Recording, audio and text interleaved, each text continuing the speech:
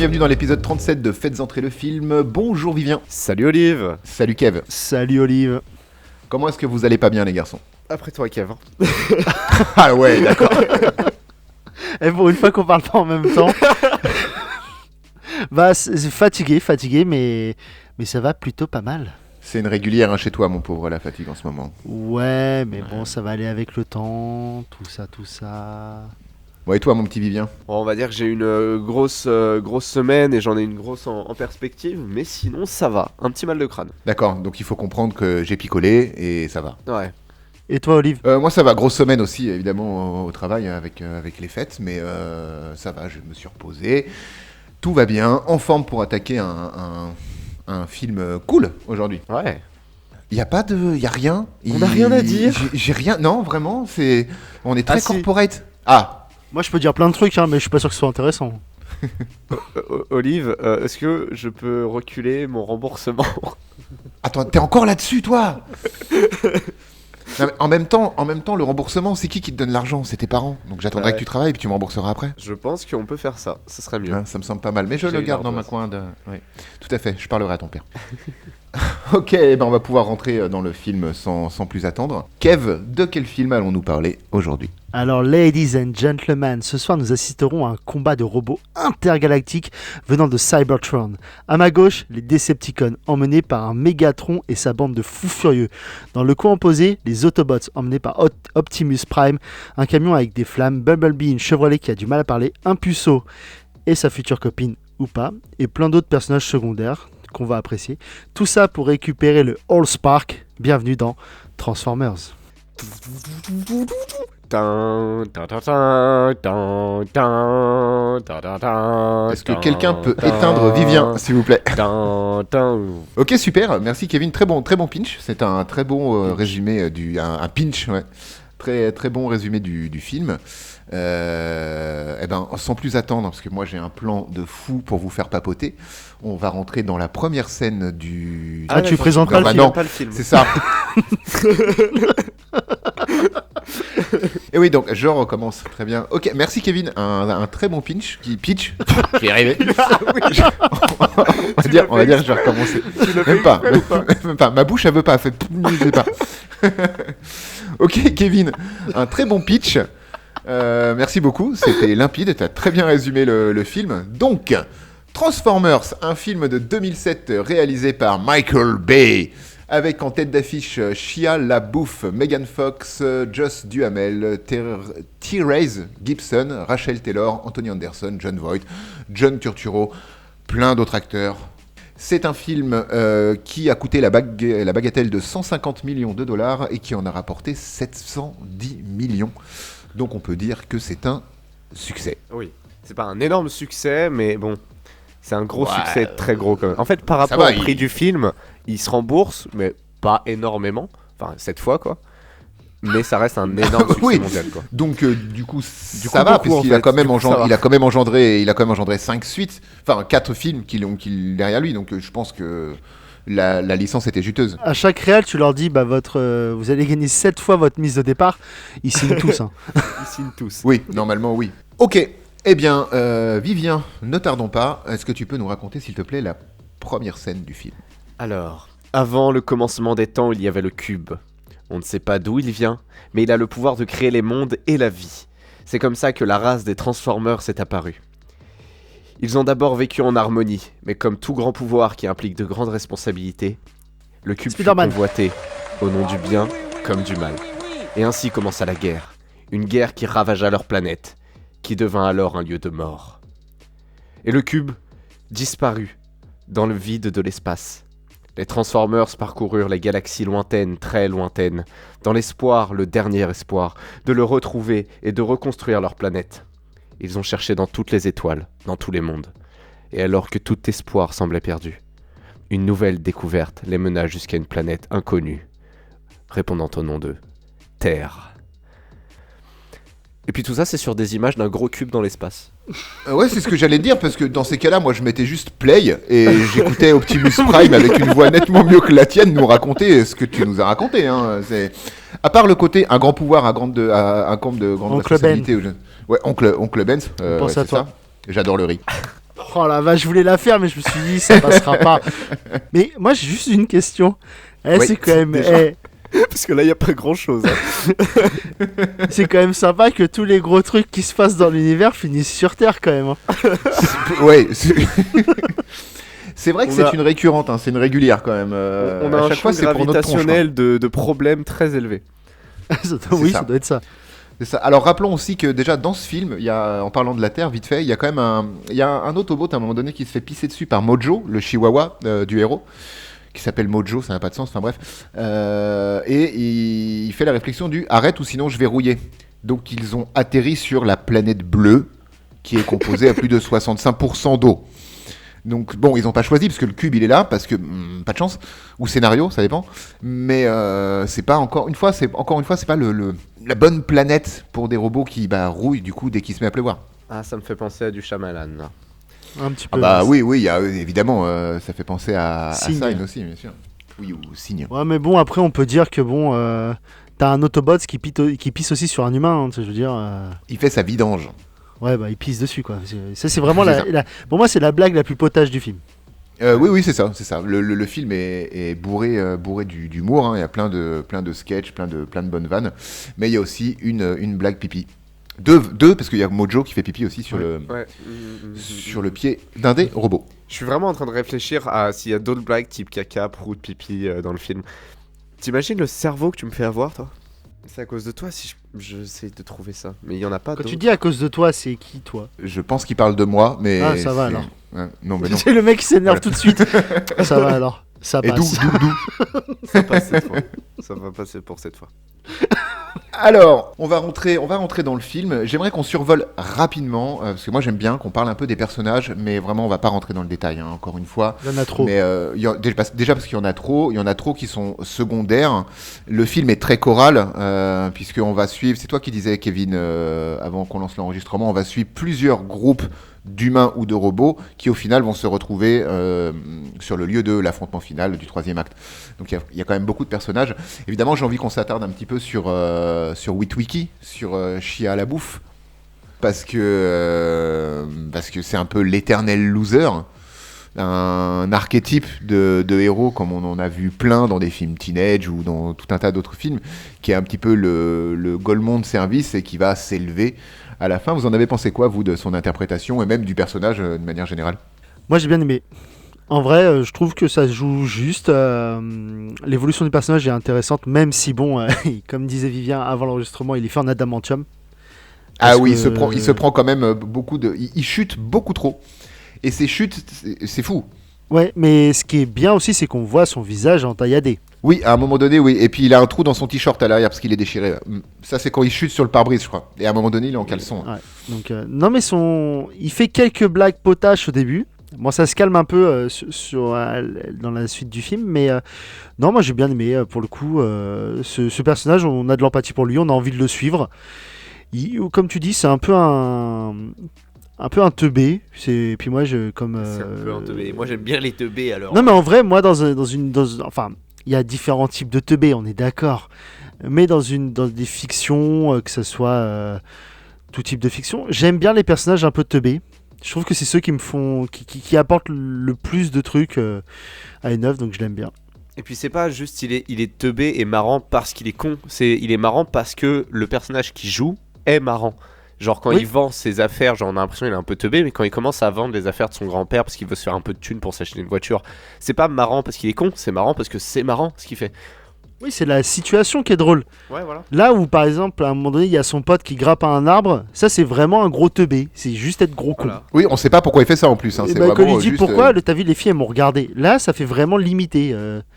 Alors que l'autre, il est teubé, mais dans le bon sens du terme. Tu sais, c'est ton copain un peu con, qui va te faire des blagues, qui va te C'est faire ça. rire. C'est un peu nous, quoi.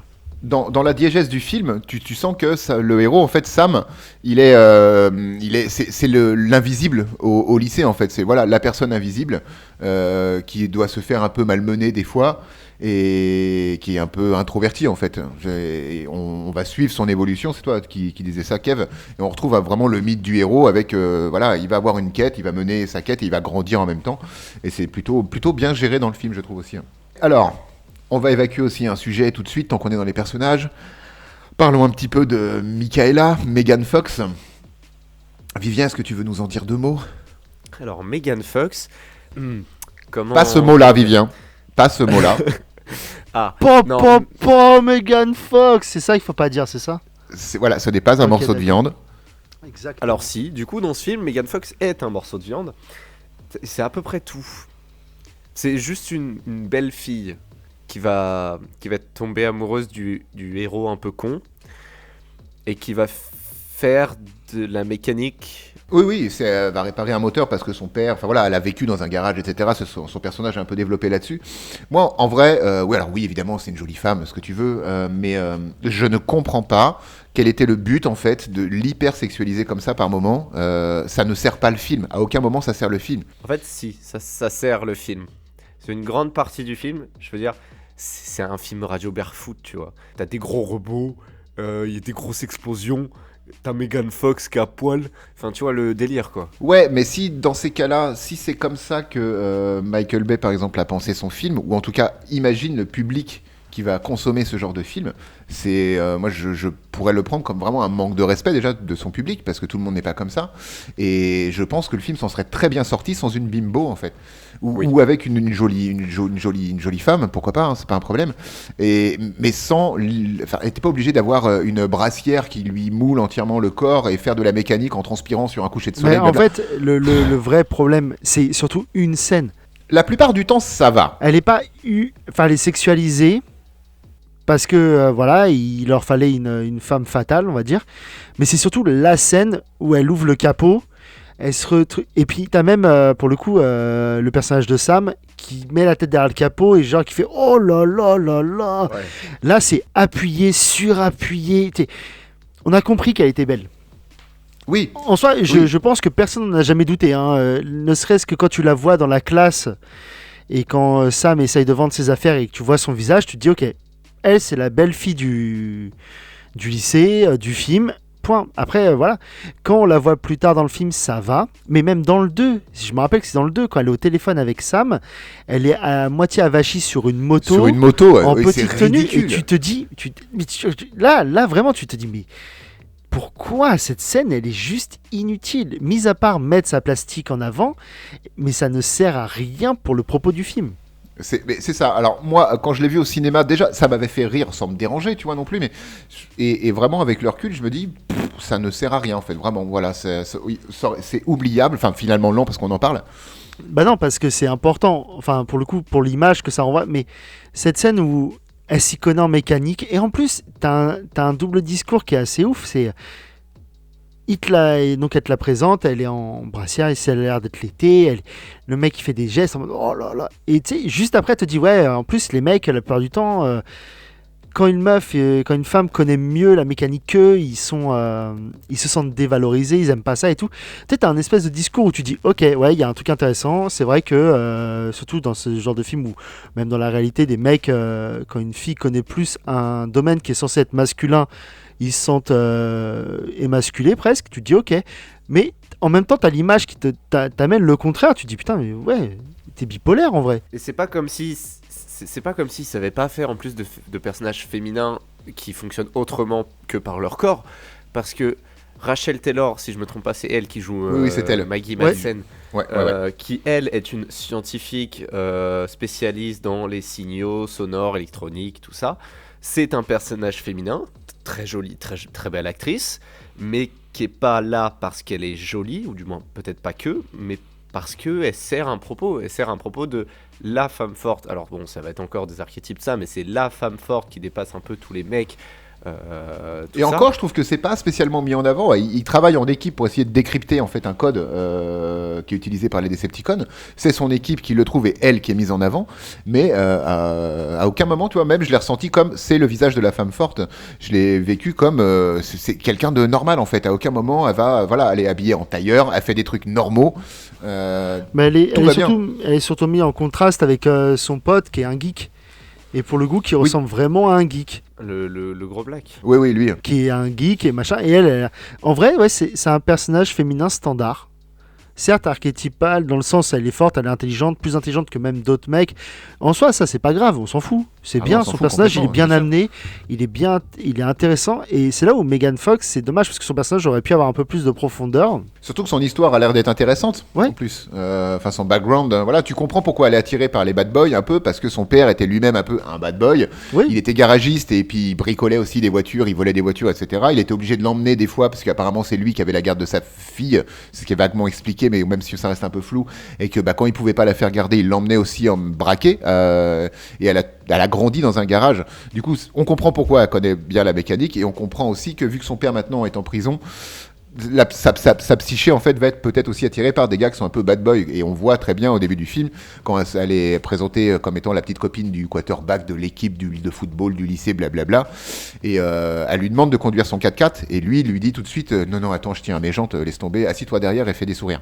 Ouais, et ça c'est la façon dont c'est amené, c'est intéressant. C'est juste totalement désamorcé par la façon dont est filmé Megan Fox dans la scène juste littéralement après.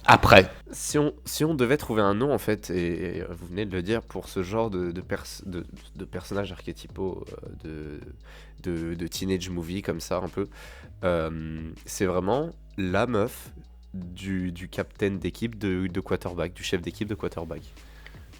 C'est C'est ça. vraiment Et ça, si, tout. si tu te renseignes un peu, je suis sûr qu'elle est cheerleader, tu vois. Enfin voilà, c'est le cliché serait complet si c'était une cheerleader derrière. Si vraiment tu veux cocher toutes les cases de ce genre de film, Il faut elle qu'elle devrait soit être blonde. qu'elle ait des chewing-gums et qu'elle bully des meufs. Et en portant le blouson de son copain. Exactement. J'aimerais qu'on parle aussi rapidement de Simons, du Secteur 7. Parce que c'est un personnage marrant, intéressant, qui est développé légèrement. Kevin, tu as un petit affect pour lui ou pas du tout? Ouais, mais en vrai, c'est pour le coup, c'est pas. Me demander si j'ai de l'affect, j'ai l'affect pour à peu près tous les personnages de ce film, parce que je les aime bien. Mais lui, il est vraiment marrant, parce on dirait un. Vous savez, c'est dans ces représentations le mec du lycée à qui on donne un petit peu de pouvoir. Genre, c'est toi qui vas donner les mots des gens qui font de la merde dans les couloirs. Bah, Ouais. c'est ça. On lui a dit, tu fais partie du secteur 7. Le secteur 7, qu'est-ce que c'est? Personne ne sait ce que c'est. Ça n'existe pas légalement et officiellement, mais c'est l'étude des ovnis. Enfin, pas des ovnis, c'est. Comment il dit ça? C'est vraiment l'étude autour des Ouais, des Transformers, trucs, en fait, de la découverte ouais, de des trucs extraterrestres. Et ce qui est c'est le mec imbu de pouvoir. Quand il chope Sam la première fois, ah ouais, tu bouges pas. Nan. Quand le mec il le fout à poil, son t-shirt sous son costard, c'est Sector 7, Simons dans le dos. Le mec il vit juste pour le pour Son le petit Sector 7. débardeur avec Ouais. Secteur 7 dans l'espèce de logo de Superman, tu vois, mais avec écrit Secteur 7 dedans, c'est génial. Et pareil, son caleçon est magique. Voilà, ce personnage, pour moi, c'est vraiment la touche très humoristique. Lui et Sam font le duo comique du film. Oui, complètement, ouais, ça fonctionne Parce qu'ils bien, s'envoient et- pas mal de punchlines et tout. Oui, il s'envoie pas mal de fions sur. C'est du celui à qui moment où il aura se la rend plus compte, grosse en vrai. Complètement. Il y a un vrai jeu de pouvoir qui s'installe, mais un jeu de pouvoir comique.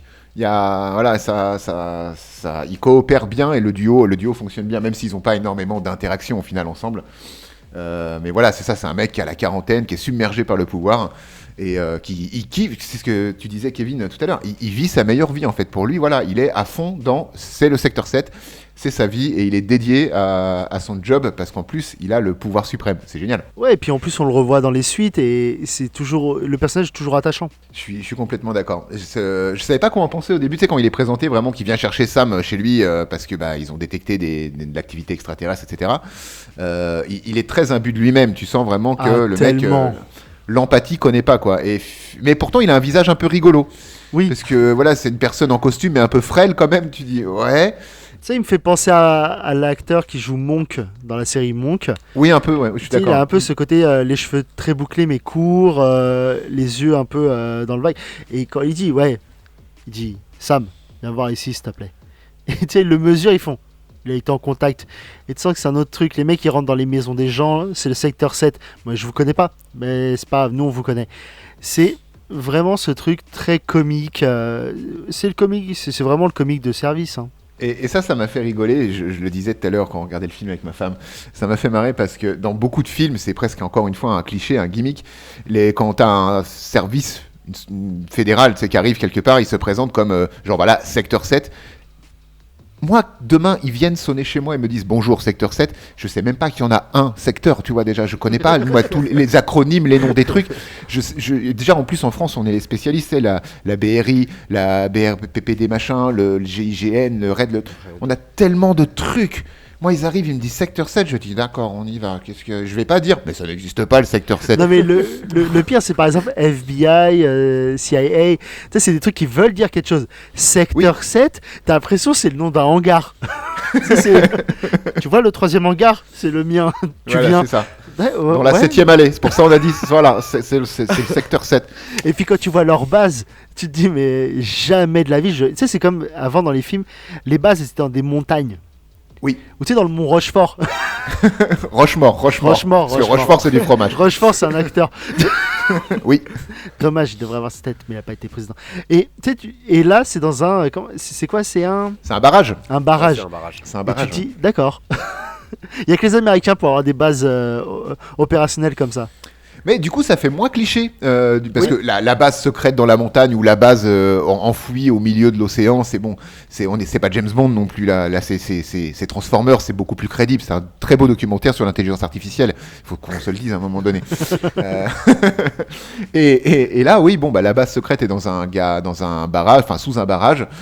En plus, c'est cohérent parce que ça leur sert de congélateur, parce qu'ils ont congelé un Mégatron et ils le gardent en congélation. Donc oui, tu te dis pourquoi pas avec l'eau aussi, ça peut servir le circuit de refroidissement. C'est logique dans le sens où une base dans la montagne commence à alimenter en électricité. Oui. Une base dans un barrage, bah connard, c'est là qu'on fait l'électricité en fait. C'est pas faux. Encore une fois, la science a parlé grâce à Vivien. Merci beaucoup. Merci, Vivien. Ouais, je sais, je suis en train d'écrire un bouquin. Bon, on a beaucoup parlé des humains et c'est très sympa. Et j'aurais plein de choses après à dire sur le point de vue de ce film, mais on peut aussi parler un peu des robots parce que tu vas pas voir Transformers pour avoir une critique sociétale sur comment l'électricité s'est fait, est-ce que c'est mieux dans l'eau ou dans la montagne. À un moment donné, tu vas voir Transformers parce que tu vas voir des robots qui se foutent sur la gueule ensemble, tu vois. Et les robots ont quand même une place hyper importante et ils ont tous ils sont Un très prénom. archétypaux et ils ont tous un prénom, voire même un nom de famille pour Optimus. Et de manière générale, comment vous les avez vécus les robots? Comment vous les avez ressentis les robots? J'ai donné la parole à Vivien du coup d'abord. Ouais, il y en a un que tu as kiffé plus que d'autres. Tu penses que voilà, comment tu as géré les interactions, etc. Ouais, j'aime beaucoup les voitures et les robots. Non, bah en fait, ce film est sorti, j'étais très jeune, je l'ai vu plus tard, mais dans ma jeunesse. Et quand t'es jeune, bah, y a un dessin animé à la télé avec des robots Transformers, tu te dis il y a un film avec des robots Transformers, enfin c'est fou, et t'as le droit à regarder des belles voitures et des beaux robots en train de faire des blagues, en train de se faire la bagarre, ça explose de partout, enfin... Qu'est-ce que tu peux demander de plus ? Alors moi, Vivien, je voudrais juste rebondir sur ce que tu viens de dire. T'as parlé de robots, de belles voitures. T'as pas parlé une seule fois d'hélicoptère. Oui, je suis un peu déçu parce que Ouais, moi aussi. quand je parlais robots, je pensais pas qu'aux Autobots, hein, je parlais aussi aux Decepticons. Et parmi les méchants, Vivien. Il y a Blackout, un Eh. MH53 Pavlov. Vas-y, c'est ton moment. Vas-y. D'hélicoptère de Vas-y. combat et de. En gros, c'est un gros hélicoptère dans lequel tu peux mettre Kiff, des gens. kiff. Mais Oh oui. en plus de ça, c'est bien armé, tu vois, c'est bien lourd. Et cet hélicoptère, il fait des bruits, genre il fait. Et ensuite, il fait.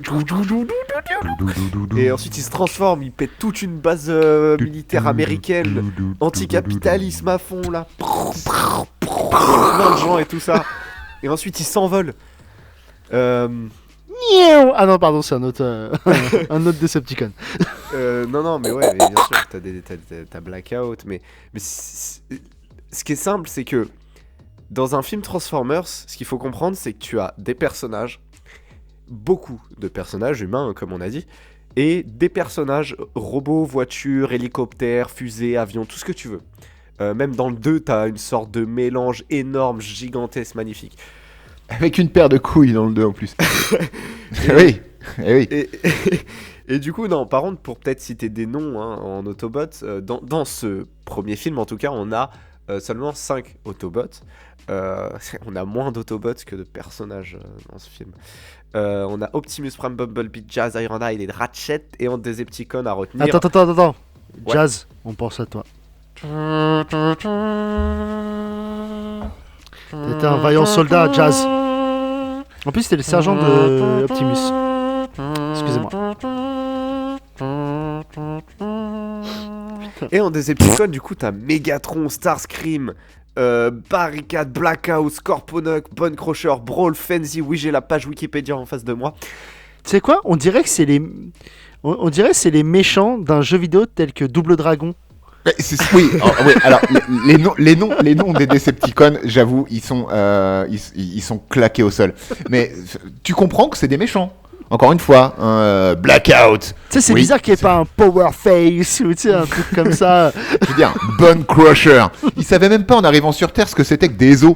Mais quand même, ça s'appelle Bone Crusher. Alors que c'est sûr que de l'autre côté, Bumblebee. Non, mais c'est pareil quand l'autre il dit Starscream. Tu réussis jamais tes missions. Genre, il s'appelait comme ça avant. Toi, tu t'appelles Megatron. C'est un nom qui a rien à voir. Et lui, il s'appelait Starscream déjà avant. Bah, il s'appelle Megatron, il vient de Cybertron. Oui, ils Hein, sont il y a pas fait chier. Hein. Non, ils sont pas trop foulés. Bon, en même temps, Optimus Prime, tu comprends que c'est un gentil. Parce qu'il y a Opti dedans. Et Bumblebee, bah, tu sais que c'est pas un nom de méchant. Ça fait pas très peur. Bah, comme Jazz. Hein, on va dire, Ouais, mais il y a que Ironhide. Tu sais où Ouais, tu y a dis, que- ouais. Parce que l'autre s'appelle quand même Ratchet. Et Ironhide, c'est l'armurier, je crois, des. Ouais, des c'est ça. Autobots. C'est Ouais, celui qui bon, veut c'est éclater la cohérent. gueule de tout le monde. Oui, c'est cohérent du coup. J'ai un problème avec mes canons. Ce qu'il faut comprendre, c'est qu'on parle d'un film gros budget, avec des grosses bagnoles, des gros effets spéciaux, adapté d'une série d'animation pour enfants. Donc forcément, tu vas avoir un Bumblebee et un Megatron. Tu vas pas avoir un... Mais Bumblebee, les enfants, ils peuvent même pas le prononcer. Moi, il y a un truc qui m'a fait rire chez les Decepticons, c'est que au-delà de leur nom, ça va encore plus loin, parce que t'as celui qui se transforme en voiture de police, parce qu'ils sont très infiltrés et beaucoup dans le milieu militaire. Et sur la voiture de police, parce qu'il faut quand même que tu comprennes que c'est un méchant, c'est pas écrit to protect and serve, c'est vraiment écrit to punish and enslaved. Donc rien que là déjà, bon, normalement t'as cramé, mais tu sais, il y a plein de petits clins d'œil comme ça. Et puis le logo de la voiture, c'est un logo Decepticon. Ouais, ça c'est drôle. Mais c'est surtout que les mecs, enfin, souvent t'as un espèce d'hologramme qui sert de pilote. C'est le même partout. Ouais, et puis bon, il y a une moustache, donc tu sais qu'il est pas C'est gentil. l'acteur porno 70 moustachu et velu. Ah oui. Tu sais qu'il est pas gentil.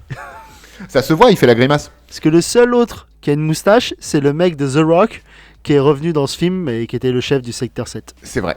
Kevin, toi, autre chose à dire sur les robots en général Bah, moi j'ai kiffé, en vrai. Ouais.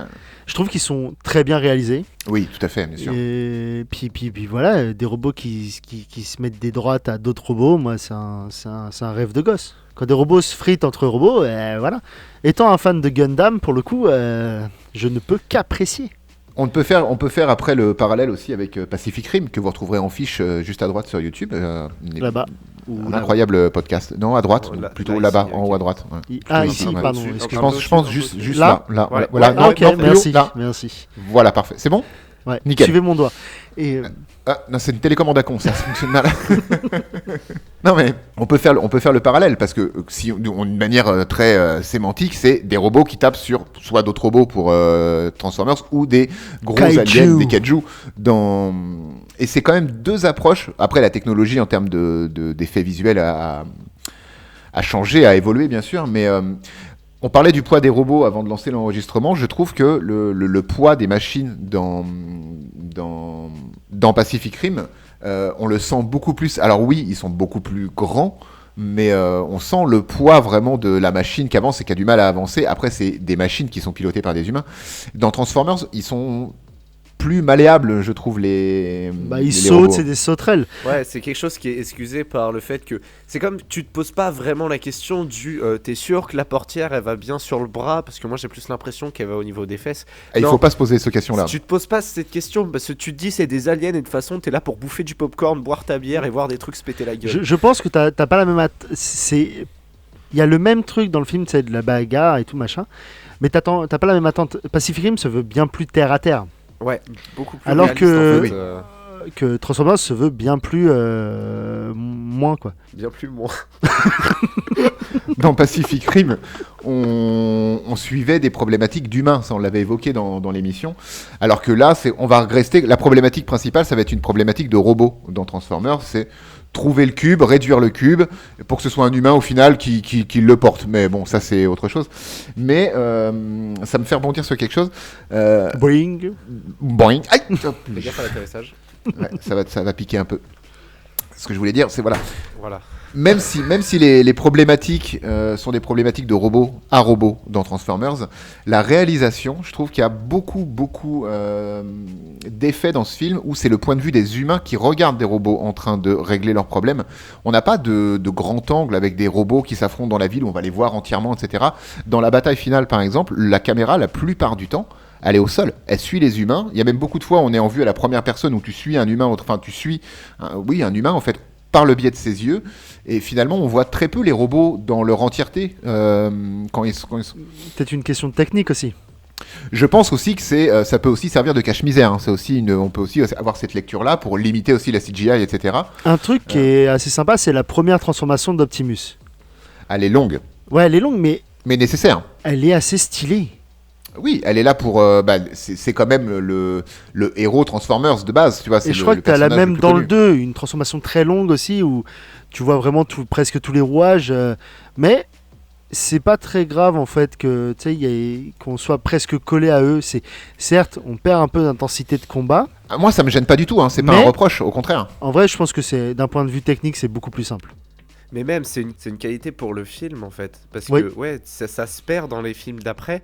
En fait, une des raisons pour laquelle le 1 et le 2 sont mes films Transformers préférés et font partie de ma grande liste de films préférés, avec Shia LaBeouf et Megan Fox ensemble, c'est que on a un point de vue humain quand il y a des humains. Et quand on veut du combat vraiment burné, où il n'y a pas d'humains et où juste on veut péter des trucs, on a un point de vue extérieur. Dans les films qui vont suivre, dans le 3, ça reste quand même assez bien parce qu'on a beaucoup de points de vue d'humains, mais dans le 4 et le 5, on va avoir des points de vue beaucoup moins réels, beaucoup moins de... On peut même appeler ça de la vue subjective, en fait, par moment. On va en avoir beaucoup moins. Et on va vraiment avoir des robots, mais les robots vont être moins impressionnants parce qu'ils sont plus moches à cause des nouvelles techniques, ça je sais pas comment c'est possible, mais aussi parce qu'ils sont filmés comme des robots, et pas comme des robots vus par des humains. C'est ça, et c'est intéressant ce que tu dis, parce que justement, dans l'acte 3, de Transformers, toute la bataille dans la ville, évidemment déjà c'est filmé dans une ville, donc c'est très étroit, alors que dans le 2, par exemple, Transformers 2, il y a beaucoup de grands espaces, le désert et tout à la fin, donc on peut se permettre aussi de montrer plus.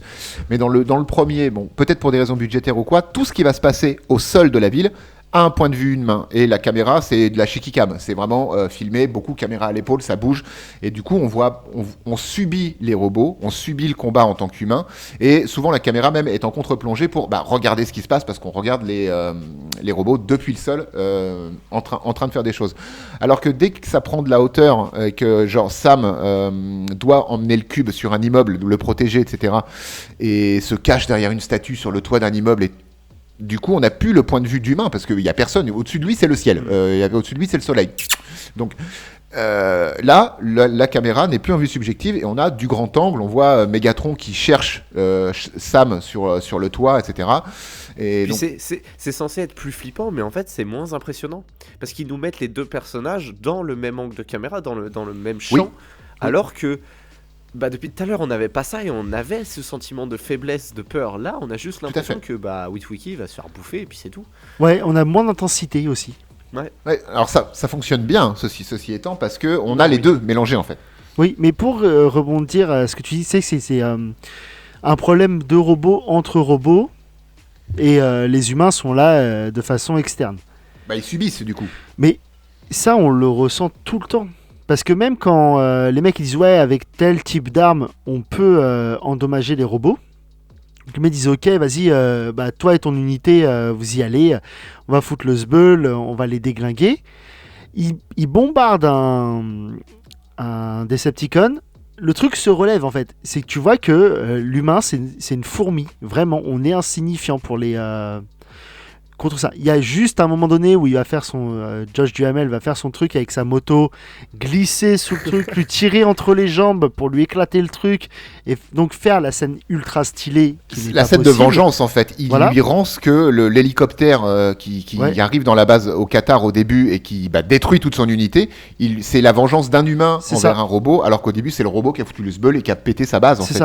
Mais mis à part ça et l'acte héroïque de Sam à la fin, les humains se font bolos du début à la fin. Ah bien sûr. Et c'est là où tu te rends compte que le fait de filmer au sol, donc à hauteur d'humain, et tu vois que c'est impressionnant en fait. Et aussi pour ça que t'as pas, moi je pense, de grand angle dans le truc où quand tu vois ça se passerait devant toi, tu serais focalisé que sur le truc. Tu penserais pas regarder de façon plus grande parce que tu serais tétanisé face au truc. Et c'est ce qu'on voit avec les mouvements de foule et tout ça. Enfin, c'est peut-être une interprétation erronée. Non, mais je pense pas. Je pense que c'est une vraie intention de réalisation et ça donne de la crédibilité à l'ensemble. Et ça prouve que le film, c'est pas juste un truc décérébré.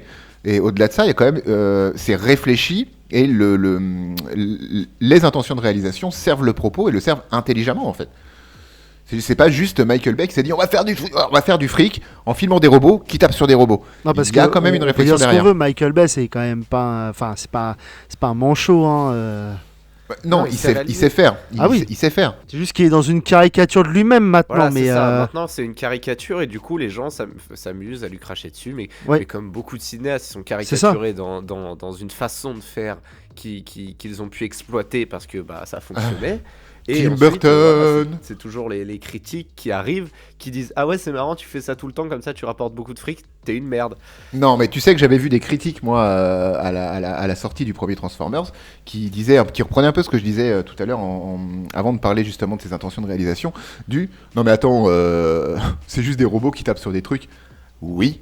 Ouais, mais après en France, on a, parce que je sais que ça n'a pas été un succès critique en France, mais en France on a tendance, dès qu'un film est un peu comme ça, ils ont tendance à l'éclater. Mais ils voulaient quoi? Je veux dire, c'est des jouets. C'est un dessin animé de 1984. Le dessin animé est fait pour vendre des jouets. Et les dessins animés, il n'y a rien de filaire dans ces épisodes. Tu voyais juste des robots qui se transforment en trucs du quotidien et qui font la bagarre avec d'autres robots. Il n'y avait aucune continuité dans les épisodes. Et là, au cinéma, on a une continuité, mais le film te propose des robots qui vont se battre sur la Terre contre des robots. Il n'y a aucune critique derrière. Le but, c'est un divertissement. Donc, il n'y a pas... C'est une critique quand même anti-capitalisme américain. Moi, je pense que peut-être les robots, c'est les grands méchants communistes. Moi, je non, pense ils sont pas rouges. Moi, il fait pas froid. Et c'est pareil, pendant longtemps, dans ma tête, Optimus Prime avait un camion aux couleurs de l'Amérique.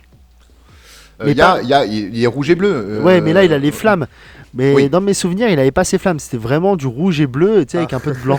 Et je m'étais dit, putain, en fait, Optimus, c'est un drapeau américain. Bon, je m'étais trompé. Je m'étais fourvoyé. Mais voilà. Bon, remarque, il a quand même beaucoup d'attributs américains. Hein, le côté mastodon de la route, le bleu, le rouge. Bien sûr. Oui, évidemment, c'est très floqué États-Unis, mais et pourquoi pas? Enfin, c'est leur produit, c'est leur bébé, ils en font ce qu'ils veulent, tu vois. Et puis c'est assez démago de toute façon les États-Unis. Il y a le patriotisme dans beaucoup de films et dans beaucoup de blockbusters. Tu vas l'avoir à un moment ou à un autre.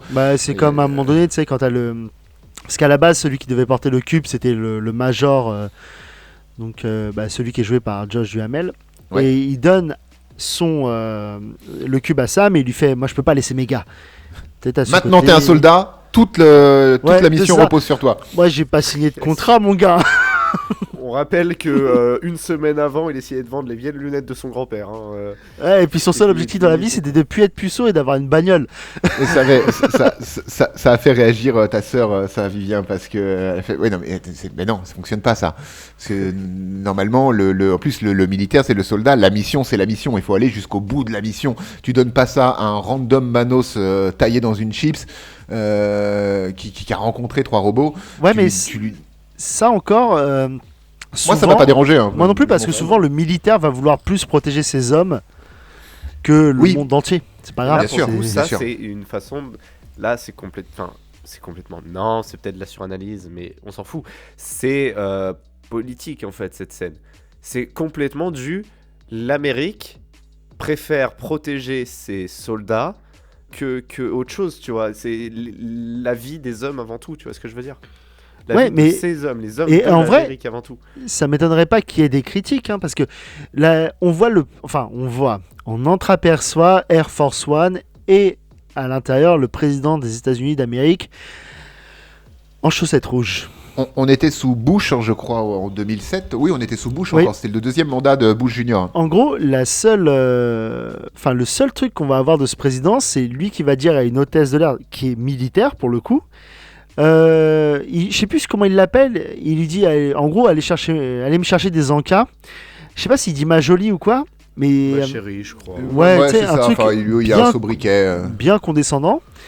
Et tu te dis, ça c'est une petite... Je pense que c'est une pique pour le président qui était en place. Il n'y a pas de doute.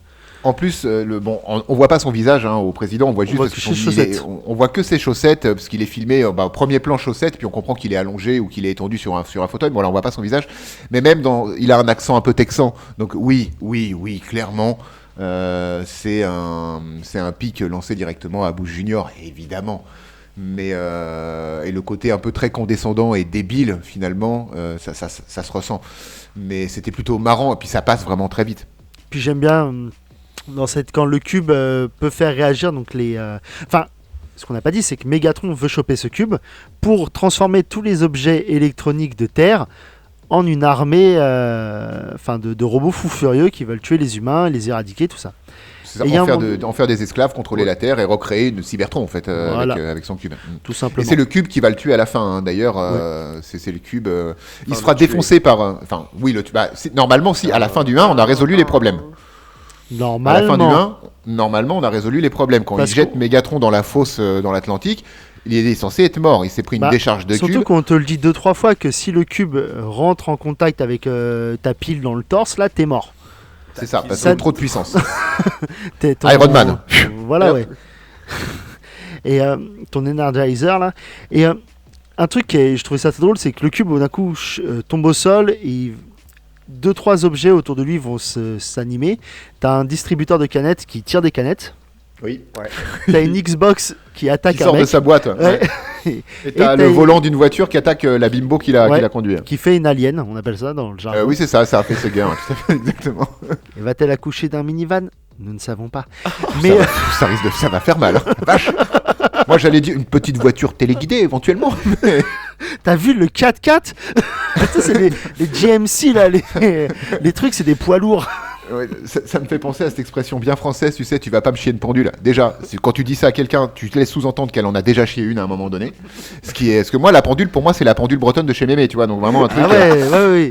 Oui. Faudrait revoir cette expression un peu, parce que bon, une petite montre, à la limite, je veux bien, tu vois, ça peut être sympathique, mais une pendule, quand même, c'est beaucoup. Tu vas pas péter plus haut que ton cul, c'est compliqué aussi, hein. Non, sinon tu risques d'avoir un peu de merde derrière les oreilles, donc déjà, ça va être compliqué. Waouh. Non, mais c'est vrai. Non, mais on peut digresser un peu sur les expressions françaises. Tu te rends compte quand t'es un étranger qui arrive en France et l'expression française. Mais tout à fait. Je vais te tirer les verres du nez. Non, mais vas-y. Des fois, la morve. Non, ça marche pas. Non, mais je veux dire. Oh, ça dépend si t'es malade. Un étranger qui apprend la langue, tu te rends compte ? Bon, tu vas me chier une pendule, tu vas pas me chier une pendule, tu vas me tirer les verres du nez. C'est quand même des expressions. C'est pas nouveau que le français est assez compliqué, quoi. Ah, dis donc, Michel, tu vas pas chier dans la colle, hein, ça suffit maintenant. Il pleut. Les gars, il pleut comme vache qui pisse, hein. Ouais. Oula, il pleut des hallebardes, ça coupe. Ouais. Vous avez pas tiré sur l'ambulance ? Non, c'est logique en fait, ça. Oui, ça va. Merci Vivien de nous apporter la seule expression logique de la langue française. Ça fait plaisir. Tu vas pas pousser bébé dans les orties, toi ? Ah bah voilà. Ça doit faire mal. Ne me prends pas pour un lapin de 6 semaines, s'il te plaît. Maman, c'est pour toi, je t'aime. T'as eu les yeux plus gros que le ventre ? Mais on va pas toutes les faire parce que... c'est un peu tiré par les cheveux, c'est Kevin. C'est la goutte d'eau qui fait déborder le gâteau. De quoi ? Hein ? Oh Maurice, tu pousses le bouchon un peu trop loin. Ça fait mal, Maurice. Aïe. Ah non, c'est bien, j'aime bien. Et si on parlait un peu des effets visuels, globalement ? Oui. C'est pas mal. On peut passer à la suite. Hein.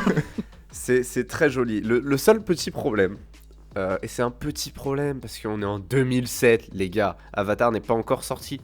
Le seul petit problème... Et Jurassic Park est sorti depuis 14 ans. Ouais. Et Matrix aussi. Pas 14 ans, mais... Oui, enfin, Matrix, bon, ça va, voilà, ça vieillit quand même. Du coup, qu'est-ce que je disais? Oui, les effets visuels sont très bien, en fait. On a une... C'est assez incroyable pour un film sorti en 2007 et le dernier film sorti en 2017 ou je sais plus trop quoi. Mais les effets visuels sont de moins en moins bien après le deuxième film. Ce qui est quand même cocasse. Ouais, c'est une sacrée prouesse technique de faire moins bien en 2017 qu'en 2007. Mais bon, on n'en parlera pas trop, ça c'est pas le sujet. Non, les effets Non, mais visuels tu peux digresser. Et puis dans tous les cas, dans les derniers films, tu t'en fous, t'as les muscles de Mark Wahlberg. Pas besoin de mon robot. Hein. Marky Mark. Mark. Non, mais les effets Transformers sont très bien. Un jour, ça vieillira sûrement, mais ce jour n'est pas encore arrivé. Ça se consomme. Il y a juste un moment où ils vont utiliser un Bumblebee. Enfin, il y a une certaine scène dans le film, 2-3 scènes, où ils vont utiliser un Bumblebee, un props Bumblebee, un vrai Bumblebee. Sauf que c'est bien sûr pas du métal, en grande partie c'est du plastique. Et donc, la façon dont reflètent les choses par rapport à la CGI et tout ça est très différente et ça se voit tout de suite. Mais en même temps, moi, ce seul petit défaut, on va dire, visuel, je parle des Transformers, pas des faux humains en CGI, ça c'est immonde. Bien sûr. Mais Ah oui, non, les c'est seuls un petits peu défauts- trop tôt, ça encore. Ouais, le seul petit défaut visuel, voilà, comme ça, de cette différence, moi, ça me fait un gros coup de poing dans le ventre en mode, hey, regarde, ça, c'est les réalités. Et ça te fait rêver parce que Bumblebee, il faisait vraiment cette taille-là. Tu vois ce que je veux dire? Je vois. Et vraiment, ça m'a juste fait, genre, avoir des étoiles dans les yeux comme un gamin. De voir cette différence et de me dire, ce Bumblebee-là, il existe vraiment. Ouais, j'étais en train de vérifier ce que tu disais à propos des effets visuels et je me suis dit, là, parce que j'avais pas vérifié ça avant qu'on enregistre, est-ce que ça pouvait être lié à une chute du budget pour les films? C'est possible aussi, hein, que... Ben non, parce que le Transformer 4, 210 millions, Transformers 5, 217 millions de dollars de budget. Donc, Après, globalement... peut-être ça te coûte plus cher aussi, mais parce qu'ils ont voulu toujours aller en faire plus. Bien sûr, bien sûr, bien sûr. Et des robots dinosaures. Non mais là j'ai mais non mais les jouets étaient trop bien. Scène dans les deux derniers films là, le 4 ou le 5, je ne sais plus exactement, où t'as c'est pas Megatron mais c'est le nouveau grand méchant au-dessus de Megatron, je crois, enfin le nouveau grand méchant qui peut se transformer en n'importe Gigatron. quoi en un clin d'œil. Sûrement. Hypertron. Et tu le vois courir sur tronc une de balle. autoroute à se transformer en n'importe quoi. Et tu le vois courir et c'est très moche. Genre il est plat, il a rien, enfin c'est immonde. Mais je pense que c'est aussi bien fait dans le 7 parce que c'est toujours... Oula, je me suis perdu. Parce Oui. que c'est toujours filmé très proche.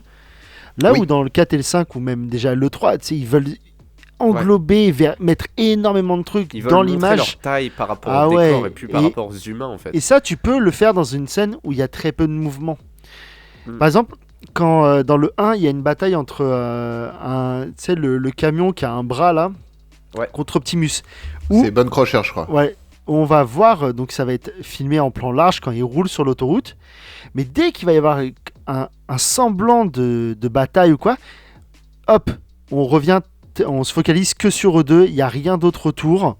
Ouais. Et ce qui fait que tu te perds pas, t'es focalisé sur ce que tu dois voir, que quand on essaie de voir un truc de loin avec plein de robots, ouais, tu perds en qualité, c'est normal, mais c'est dommage parce que toute l'essence, comme tu dis Vivien, du 1 et du 2, c'est que les robots font vrai. Oui, ils sont très bien, très bien animés et très bien intégrés, encore une fois, mais vous avez raison tous les deux, je pense, hein, et on est assez d'accord tous les trois finalement là-dessus, parce que les robots sont souvent filmés de près. C'est très rare quand ils sont entièrement dans le cadre, ou s'ils sont dans le cadre, généralement, c'est qu'il y a beaucoup de recul, déjà parce qu'ils sont très grands, et que quand tu dois filmer des grands espaces vides, humains, et y intégrer des robots, machin, il faut que tu aies du recul, parce que sinon, ça rentre pas dans le cadre. Non, mais oui, à un moment, logique, tu me diras, oui, complètement, Olivier, logique. Je m'entends bien des articles ce soir, t'as bien raison. Ah oui, c'est Olivier. Écoute, j'étais là. Logique. Ah bah, je te le disais depuis tout à l'heure que c'est logique, Olivier. Megan Fox, ça a été bien. Ça fait beaucoup trop. Mais un truc aussi où on voit souvent, c'est quand Optimus parle à Sam ou parle à des humains, il approche la tête très très proche d'eux. Oui, c'est très malaisant, ça, c'est très très malaisant. Déjà, imagine, il poussillonne quoi? De l'huile? Peut-être. C'est très désagréable. Mais le fait qu'il soit au même plan rend le truc intéressant. Oui, Et parce que, fait encore une que fois, t'es tu l'as obligé pas entièrement en fait. t'es obligé de filmer ça très proche. Et c'est ça qui fonctionne bien. Et on l'aura je crois que c'est dans le 2 hein, aussi finalement. Je mélange un peu tous les autres films, mais le 2 respecte encore ce schéma vraiment avec Oui. beaucoup de plans très très serrés. Yes, oui, ma foi, assez d'accord avec vous aussi. Cet accent ne me mènera nulle part. También. Allez va. Una cerveza por favor, tout ça, et c'est tout. Voilà, mon En fiche. espagnol s'arrête. Et Exactement, Demolition Man, très bon épisode, en fiche. En haut à droite, cette droite-là, Kevin. celle-là? La droite dure, Kevin. Ah putain, je me suis encore trompé. Et la musique? Oui, très bien. Laissons-le.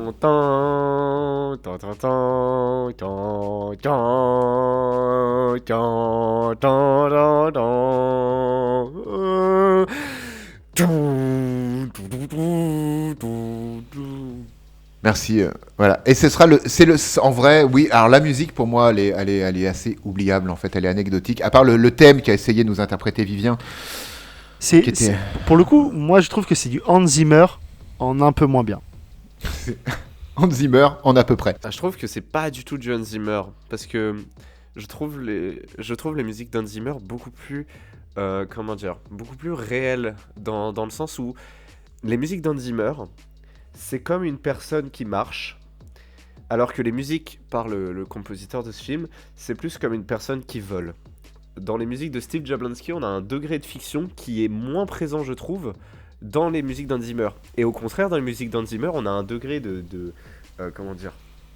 d'incroyable, de magnifique, pas de magique, mais Fantastique. de grandiose par rapport à l'humain. Non, pas fantastique. De grandiose par rapport à Dithyrambique. l'humain, élevé. Et dans les musiques de Jablonsky, on a un grandiose par rapport à l'humain, moins élevé parce qu'on a un grandiose tout court. On a un grandiose dans le sens où la musique, elle est faite pour des gros robots extraterrestres. La musique d'Hans Zimmer, elle est faite pour des humains qui vivent des actions, qui vivent des trucs de fou. La musique de Jablonsky, c'est fait pour des robots qui vivent des trucs de fou. C'est moins réaliste en fait, je trouve. Alors écoute, moi je l'ai pas complètement. Bienvenue dans FIP, Radio Libre, une émission qui vous parle d'interprétation et de surinterprétation musicale. Donc oui Vivien, moi je ne suis pas complètement de ton avis, dans le sens où je pense que je parle pas trop fort pour ne pas réveiller nos auditeurs. Constantine. Va te laver les dents. Voilà Vivien. J'espère que c'est clair. En tout cas, voilà, je suis pas d'accord avec toi et je t'expliquais pourquoi. J'ai pas l'impression que tu as quelque chose à dire. Voilà. Moi Normal, j'aime bien ton quelque part, normal. interprétation. Merci beaucoup. Là je parle à Vivien, mais Ce sera coupé au montage. Je vous jure que je le fais. mais non, il faut la laisser, elle est bien. Bah oui. Ok, très bien. Je pense qu'on a un peu fait le tour. Est-ce qu'il y a d'autres choses que vous vouliez aborder sur le film ou globalement vous en avez dit assez? Il y a une question que je voulais vous poser, tiens, avant d'arriver à la conclusion, parce que j'ai pas réussi à le détecter spécialement, et je suis sûr qu'il y en a un, parce qu'il y en a forcément un. C'est quoi le money shot du film? C'est quand Megan Fox, elle regarde. Non, pas ce money shot là. Ah pardon. Et, Non, le film est un money shot en fait. Un film Transformers, c'est un money shot. Oui, mais il y a forcément un money shot du money shot. Enfin, Bah, peut-être. Et tu me mais diras que j'ai mal fait mon boulot parce que j'aurais simplement pu aller regarder la bande-annonce de Transformers pour voir le money shot. Mais là, comme ça, à chaud, et vu que je pense que vous n'avez pas fait ça, l'effort d'aller voir les bandes-annonces comme moi. Si, j'ai vu les bandes annonces, moi. Mais il moi m'énerve. aussi, je les ai vus en 2006. Ouais, pareil. Moi, je les ai bien enregistrés là. Et alors? Honnêtement, je saurais pas dire. Je pense qu'il y a eu tellement un gros budget sur tous les practical effects et les effets en général du film que, bah, je sais pas. Dans la bande-annonce, t'as un moment qui est au début du film quand les Autobots arrivent sur Terre et Mais s'écrasent. ça, c'est pas un money shot, c'est juste C'est des pas un astéroïdes money qui shot, s'écrasent avec c'est des juste capsules à astéroïdes l'intérieur. qui s'écrasent. Voilà. Non, t'as pas de. Si. T'as dans le désert, quand la base est attaquée, t'as le scorpion qui sort du sable avec tous ces effets de particules incroyables, t'as toutes ces explosions partout. En fait, t'en as pas vraiment un plus qu'un autre. C'est. Moi, Je si pense je devais en choisir un comme ça, il y en a deux Ouais. qui me viennent à l'esprit, mais je suis pas sûr, hein, vraiment, je suis pas sûr du tout. N'hésitez pas d'ailleurs à nous dire en commentaire si vous avez détecté le money shot de Transformers 1, celui de 2007. globalement, dans le troisième acte, il y a plein de moments où ça pète dans tous les sens, etc. Je le vois bien soit quand le Decepticon hélicoptère se prend plein de rafales de balles et après il y a l'effet glissade en moto du colonel là. Ça pourrait être celui-ci. Ou sinon, un truc qui n'a rien à voir, c'est tous les plans voitures sur l'autoroute bien lustrés parce qu'à un moment donné, il faut faire de la publicité.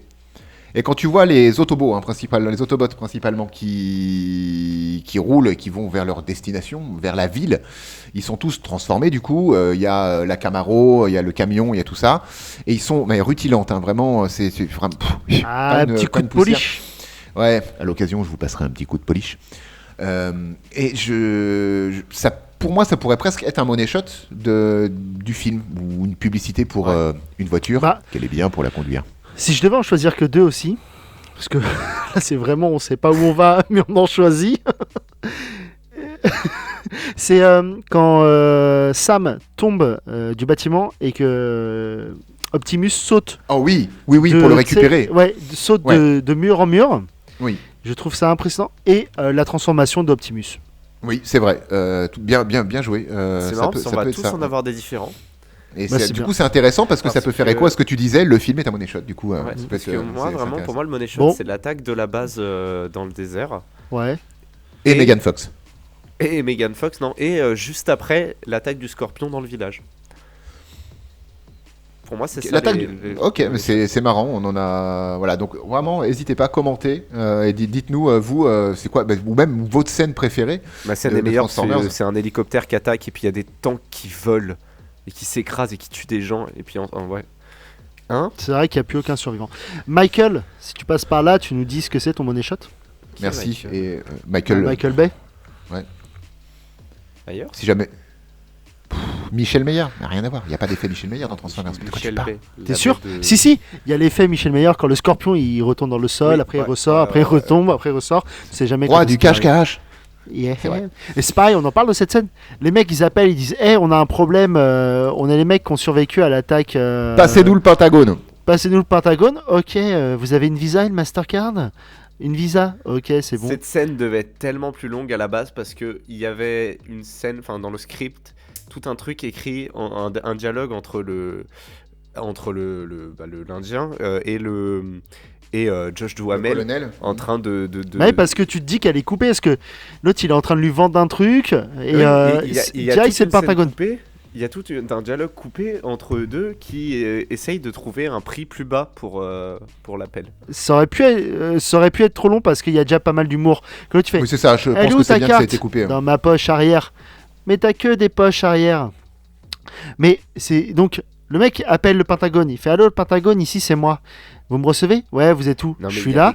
Ok, non mais c'est même pas les codes parce que ça en vrai c'est normal. C'est ok, envoyer des F-22, envoyer un bombardier, je sais pas trop quoi. Et au bout de 5 minutes, il est là. Il y en a aucun qui est mort à part le mec qui joue en postal. Ce pays américain. C'est ça, hein, parce que de n'importe où. Ils seront là dans combien de temps ? Marquez-les, ils arrivent dans 3 minutes. 27 secondes. En même temps 26. C'est assez réaliste parce que les États-Unis sont, juste avant la France, le pays avec le plus de zones qui leur appartient autour de la Terre. Donc ils ont des bateaux, ils ont des bases militaires. Oui, après, partout. en vrai, ça peut être logique parce qu'ils viennent de se faire attaquer. C'est normal qu'ils aient des avions en l'air pour savoir si... Je suis d'accord, mais ça va trop vite. C'est pareil, on a des plans, tu sais, je pense qu'ils avaient besoin de plans sur la marine, avec les porte-avions et tout, des plans qui ne servent à rien, juste dire, on les bouge. C'est des plans qui ont été réutilisés, qui viennent d'ailleurs, parce que Michael Bay, je sais que... Ouais. D'ailleurs. Oui, c'est ça. Mais Michael Bay fait ça, et oui, il fait ça, mais moi, ça me pose pas de problème. Et surtout... C'est des vrais bateaux, les plans qu'on a des bateaux de la marine, c'est un vrai mouvement militaire, c'est des vrais bateaux, et Michael Bay doit avoir ses entrées parce que les militaires sont régulièrement dans ses films mis en avant, voilà. Sans ça tourne à la propagande, les militaires sont quand même souvent mis en avant et on voit la puissance des États-Unis au travers sa force de frappe militaire. Et Je sais plus où j'allais. Mais donc voilà. Et... mais j'allais par là. T'allais sur le Parce fait que- qu'il réutilise ses shots. Et oui, il réutilise ses shots. Et alors, la scène de l'autoroute dans Transformers, c'est la scène de l'autoroute dans The Island. Ouais. Ouais, mais ça va, et c'est alors pas, puis c'est pas des scènes non plus, voilà Non mais quoi. il a juste filmé quoi? Il a juste gardé quoi? Les scènes à blanc où il y a la caméra qui a filmé de la route en fait. Et après il a, en post-prod ils ont gommé ce qu'il y avait de The Island pour mettre des robots dedans. Et encore, mais tant mieux si on réutilise de l'image, on réduit notre empreinte carbone globalement parce qu'on va pas retourner filmer. Ça emmerde moins de monde parce que ça bloque pas une partie d'autoroute ou à moins que ce soit des autoroutes spéciales pour les films, j'en sais rien. Mais et au-delà de ça, ça réduit le budget du film globalement. Donc Oui, qui non, s'en mais fout? honnêtement, mais je crois on en avait déjà parlé sur Michael Bay quand on avait Oui. parlé de. Ouais, puis surtout, en vrai, on s'en merde, bat les couilles. Ça reste des The Rock. Ça reste Ouais, The Rock, ouais. des scènes qui ont pas une énorme importance. Je veux dire, c'est pas comme s'ils remettaient la même scène avec Sam dans The Island. Là, tu te dis, ah, ok, putain, ils se foutent de notre gueule ou quoi? Là, c'est juste qu'il reprend 2 fois la même scène, enfin, qui modifie en post-prod, et puis voilà, et je vois pas, on va pas créer un débat là-dessus. Je veux dire, il y a pas de débat. Il fait ce En qu'il vrai, veut. déjà il fait ce C'est qu'il veut 2 parce fois. que, tu sais, voilà. En plus, c'est même pas comme s'il avait pris d'un film d'un autre réal. C'est son film à lui. Je veux dire. Puis souvent, C'est lui qui a filmé. Michael Bay, il est producteur. Oui, il est au moins Donc, producteur exécutif voilà. sur ses films, donc évidemment. Et encore une fois, si ça peut générer des réductions de coûts, mais grand bien lui fasse, en vrai. Ça ne nuit absolument pas aux propos et voilà, aucun intérêt C'est que du plus, je veux dire, écologiquement, tout ça. C'est. Ouais. Bien sûr, Bien sûr. bien sûr. Dernière petite chose que je voulais dire, j'ai trouvé ça sympa, et après on ira sur la fin. Plusieurs fois, on a les Decepticons qui communiquent entre eux, dans leur dialecte de Decepticon. Ouais. Et à l'écran, en tout cas en VO, T'as tu les as sous-titres. T'as les sous-titres en Ouais. Decepticon qui après sont traduits. Et Ah, j'ai ça, trouvé je trouve ça sympa, ouais. ça ne sert à rien, mais c'est cool. C'est cool et en plus ils sont traduits. Alors je sais pas si c'est moi qui ai un problème ou si j'étais très fatigué. C'est toi qui as un problème. Ok. Ils sont traduits en différentes langues. C'est bien ce que Non. je disais. C'est moi qui ai un problème. Moi je les ai vus traduits en français et en anglais par moment. Oui, mais c'est normal parce que le français a été rajouté, les sous-titres français ont été recebés par-dessus les sous-titres anglais. Du coup, à l'écran, tu as d'abord le texte en Decepticon qui après est traduit en anglais. Ça, c'est presque, je vais pas dire diégétique, mais le film a été vendu comme ça. Et donc, généralement, quand il y a des films où il y a cet effet-là qui est là, le sub français est généralement en haut de l'écran et pas en bas. Non, mais non, c'est pas ça que je veux dire. C'est que à un moment, la traduction des Decepticons dit. Enfin, donc c'est écrit en Decepticon et ensuite c'est écrit en français quelque chose. Je crois que c'était en route ou je sais plus quoi. Et la phrase des Decepticons d'après est traduite donc en Decepticon puis en anglais. Peut-être que c'est d'accord. un Decepticon français, on sait pas. Et Bah, genre je me peut-être. dis, est-ce que c'est pas pour représenter justement la diversité le fait que ça se passe pas que dans le pays continental mondial des États-Unis, mais dans le Et il y a monde- un village diatribe gaulois qui est la France dans ce monde américain. Mais- un village résiste Mais encore à l'oppression romaine. C'est Michel Hathor, c'était le Decepticon français, le Michel C'est vrai. Hathor, mais du coup ils ont pas gardé parce que c'était dommage. parce que Mais ce son que j'ai. super pouvoir c'était un béret et une baguette, ça fonctionnait pas. Ce qui me fait penser à ce que tu viens de dire, Olivier, c'est tu sais, le côté qu'on voit les sous-titres en Decepticon. C'est aussi parce que le langage, enfin les hiéroglyphes, si je peux dire, Les glyphes sont- tout court, même, ouais, c'est ça. très important dans ce film. Oui, on les retrouve plein de fois. Ils sont tous sur le cube aussi. Et on t'en parle plusieurs fois, donc c'est une façon aussi de te laisser dedans et te montrer que c'est. Et on les retrouvera important. beaucoup plus dans le 2. Dans le 2, ils auront encore une plus grande Ouais. importance, en tout cas visuelle. Il y a les glyphes, justement, de leur dialecte, auront une plus grande importance dans le 2. Mais voilà, c'est cool que ce soit presque diégétique, du coup, parce que c'est dans le film, on te les présente comme des sous-titres Decepticon. Qu'est-ce qu'il a voulu dire? Je sais pas trop, à part te remettre à la place de spectateur, peut-être, j'en sais rien. Mais c'était vraiment sympa, j'ai trouvé ça, Ça le fait petit une clin d'œil Hitchcock. sympa. Ouais, un peu, ouais, c'était plutôt cool. Et on va se diriger vers la conclusion, parce qu'il est temps. Pom, pom, pom, pom, pom, pom, pom. Je me Non, dirige. non, c'est pas ça la musique du film, c'est transition conclusion. Eh bien, tant que t'en es à chanter, mon grand Vivien, parce que je t'ai déjà appelé mon petit Vivien tout à l'heure, finalement, qu'est-ce que tu as pensé de ce film? Bon, moi j'aime beaucoup. Non, ce film, il a pas tant vieilli que ça.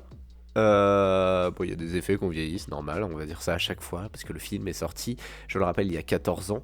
Mais Les non, mais acteurs ce ont vieilli film, aussi. Les acteurs ont vieilli, oui. mais Sauf c'est- Megan Fox. sauf Megan Fox. Ouais, Parce que c'est Megan Fox. parce qu'elle n'a pas le droit de vieillir. Voilà, c'est ça, c'est une actrice.